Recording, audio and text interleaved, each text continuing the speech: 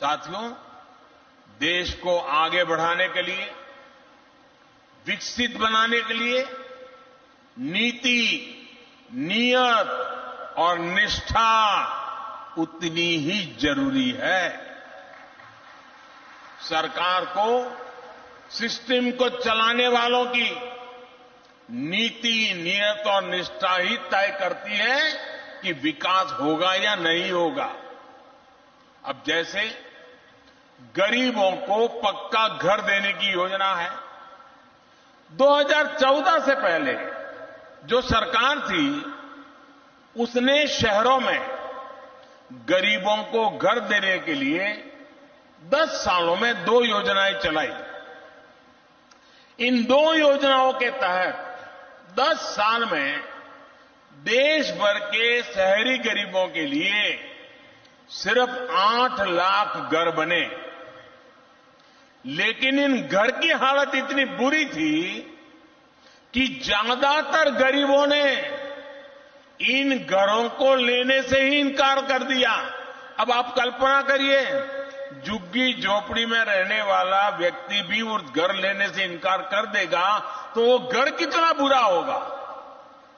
आप कल्पना कर सकते हैं, देश में यूपीए के समय बने हुए 2 लाख से अधिक घर ऐसे थे जिनको लेने के लिए कोई तैयार ही नहीं हुआ। हमारे यहां महाराष्ट्र में भी उस समय बने हुए 50,000 से अधिक घर ऐसे ही खाली पड़े थे। रुपया की बर्बादी है, लोगों की मुसीबतों की चिंता नहीं। भाइयों और बहनों, 2014 में आप सबने हमें सेवा करने का मौका दिया।